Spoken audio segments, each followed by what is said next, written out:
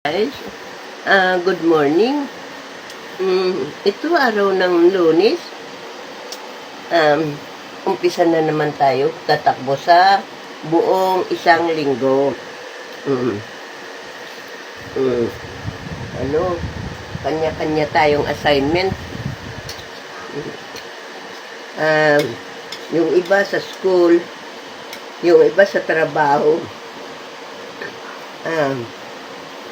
Yung iba naman, wala nang gagawin kundi mag-chismis sa bahay, ganyan. Oo. Magtingin ng buhay ng iba. Oo. Natatawa ako, pero, ang gagawin natin, magpasalamat tayo kay Lord na binigyan tayo ng maayos na buhay at magandang panahon sa araw ng Lunes. At wala tayong gagawin kundi magtrabaho ng maayos, saka magsaya lang tayo, maging maayos ang buhay natin. Ganun lang kasimple. At saka huwag lang tayong manira ng kapwa. Huwag tayong mag-underestimate ng kapwa. Naku, alam mo bang naranasan ko yan na pag-underestimate sa akin? Naku, oo, lalo pa mga friends ko pa na akala ko pagmamalasikitan ako, pero hindi pala, underestimate pala ako. Oo, ganun pala. Oo, kaya ayaw ko na rin marami akong karanasan sa buhay na katulad niyan, hindi ako'y walang-wala. Mayroon akong kaibigan na bibigyan ako ng pera. Nandyan yung asawa ng tingin, kala mo kakainin ako. Nandyan yung kaibigan ko na hindi naman ako nangungutang.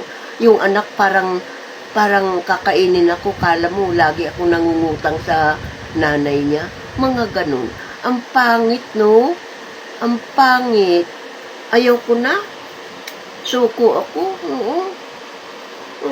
At saka yung mga nagbibigay sa akin, gusto nila announce ko pa sa mic sa lahat ng mga tao na magpapasalamat ako kay Ramonito at nagbigay siya sa akin. Parati niya akong binibigyan ng pangtawid gutom. Nako, di ba? Tinanggap ko yung binibigay nila. Nagpasalamat na ako kay Lord. Automatic. Pagkatanggap ko ng kung ano man ang binibigay nila sa akin, automatic nagpasalamat ako kay Lord. Hindi ba nakarating na kagad yun kay Lord? Hindi na kailangan ipagsasabi pa sa iba. Oo, ganun yun. Ako, nagbibigay din ako, pero hindi ko sinasabi na ako nagbibigay. Hindi. Kasi, ang sasama ang loob sa'yo ni Lord, kasi di ba sinabi na nga, kung magbigay ka, kayo lang dalawa. Wala nang ibang makakalam pa. Kaya sinusunod ko rin yung kanyang batas o policy, ganun. Yung mga kaibigan ko magbibigay, gusto nila i-announce ko pa nga. Magpapasalamat ako sa taong nagbigay sa akin, ganyan. Oo. Di ba nagpasalamat na nga ako kay Lord? Bago, tinanggap ko ngayon, automatic nagpasalamat kaagad ako kay Lord. Oo, hindi pala ganun. Gusto nila talagang i-broadcast sa lahat ng na tinulungan ako, binigyan ako ng ganito, ganyan. Oo. Tapos, yung mga asawa at anak, naku, ang tingin sa akin, ang sama, para akong kakainin. Umiiwas ako. Habol-habol naman. Naku, habol-habol naman ako. Ayaw ko na. Suko na ako. Ayaw ko na. Yun lang masasabi ko.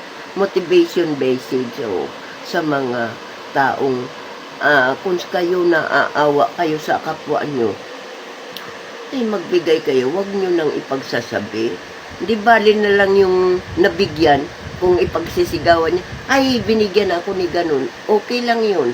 Pero, ano, yung mismo nagbigay ay pagsisigawan na ito, si ganun, nabigyan ko. Oo. Iwan ko. Hindi ko po yun gagawin. Oo. Maraming salamat, guys, ha. Yun lang ang mapapatid ko sa inyo. Ngayong